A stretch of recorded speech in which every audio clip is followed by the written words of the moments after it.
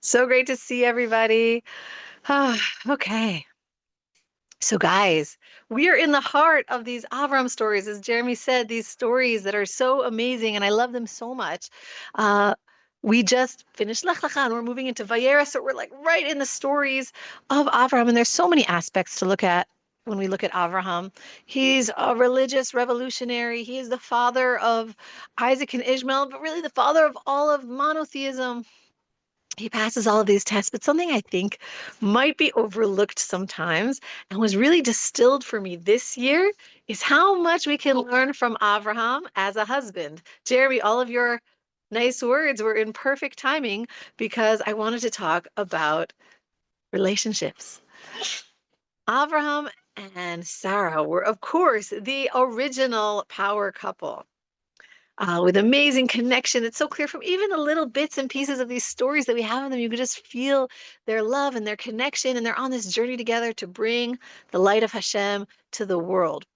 I became kind of extra receptive to their message in the context of marriage and relationship because tonight in Women of Valor, we're going to be studying Michal, the daughter of King Saul, the wife of King David, who, for better or worse, is often remembered for her big fight with David. That was like the last dramatic scene we know about in her life was this big fight with David, ultimately leading seemingly to her not having children, not having a continuation, for there not being this joining of the house of Saul and the house of David. So today in the women's group, we're going to dive really deep into communication, marital communication, what we can learn from Michal and David, where they went wrong, so we can learn what to do right, where not to fall in our own lives.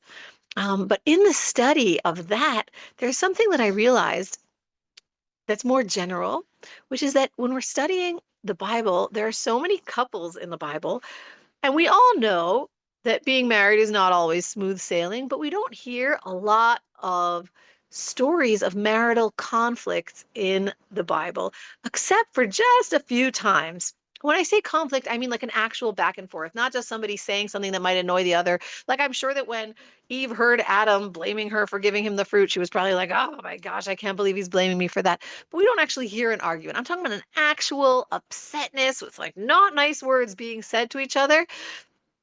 So at least me, and I'm sure you guys might be able to think of other things that I missed, but I can only identify like three real stories of marital conflict in the Bible.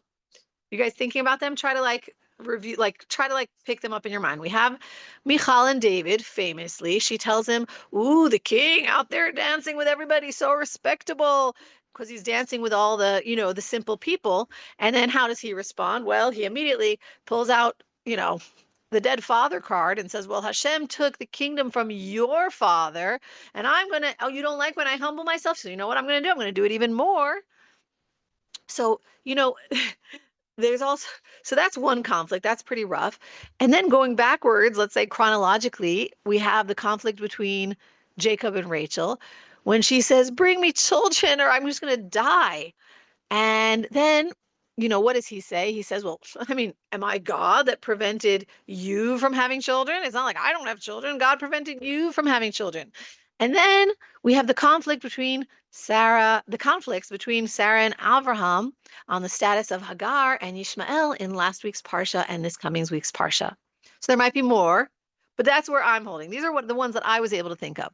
So now I'm going to say a word to the gentlemen. The gentlemen in the group are going to like this, but the first thing I don't love to admit it, but the first thing you might notice is that all of the arguments that we have in the Bible between husbands and wives seem to be started by, and I'm not happy to admit this, but always started by the wives.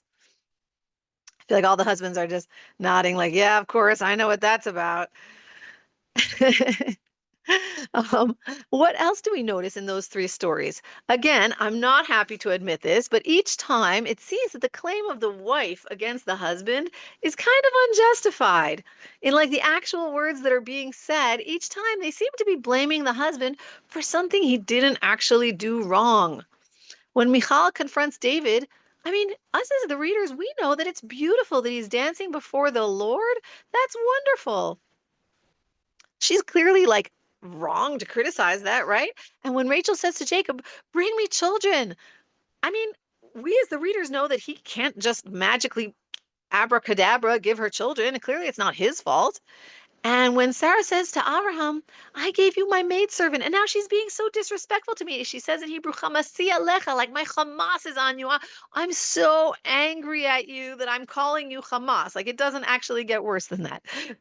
I'm joking, but meaning she's saying like I'm so upset with you. This is your fault. But us as the readers, we know, how is this his fault? He didn't ask for Hagar. In each case, seemingly the husband would have all the justification in the world to just lash back. But if you take a moment and look deeper, us as the readers who are not emotionally involved in what's happening can see that there's like a little bit more going on here. Like if we look at Michal, we see this poor woman has been dragged around, used as a political pawn from here to there, waiting so much just for love and for someone to notice her. And then she sees David with so much love for Hashem, so much love for all of the people, and none left for her. She's so lonely. Her whole family is dead. She's an orphan. You can feel her pain. And that's like, she's not justified in the words, but you can feel the emotion behind the words. With Rachel, she knows that Jacob cannot give her children, but she's so sad from being barren and seeing her sister have so many children. She's screaming, help me. We, the reader, know that she knows that she doesn't think he's going to magically give her children, but we, the reader, know what she wants.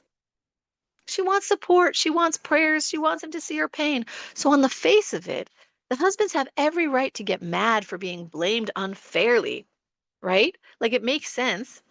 But we as the observers see this pain behind the wives' words. And if the husbands would address the pain, it would save them so much heartache. Both David and Jacob strike back right at the sensitive point of their wife. David reminding Michal of her family's downfall. Jacob reminding Rachel that Hashem didn't give children to you because, I have children. And that just exacerbates the underlying pain. And this, but we can understand them because it's so hard to have somebody blame you for something that's not your fault. And this is where Abraham just turns out to be a giant.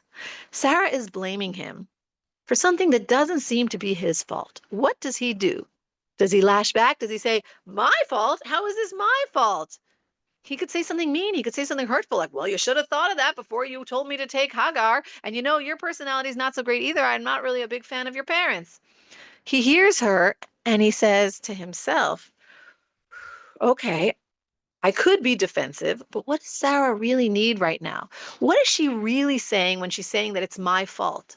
Is there some way that indirectly I have some kind of responsibility that I could take in this? We as the readers, we know exactly what Sarah means. She doesn't mean Abraham did something. She just is feeling so humiliated. No children. Her maidservant is treating her with all this sass. She doesn't feel like Abraham is helping her, like he's on her side. She doesn't know. Maybe he's kind of seeing Hagar as like the new lady of the home. She doesn't know whose team is he on.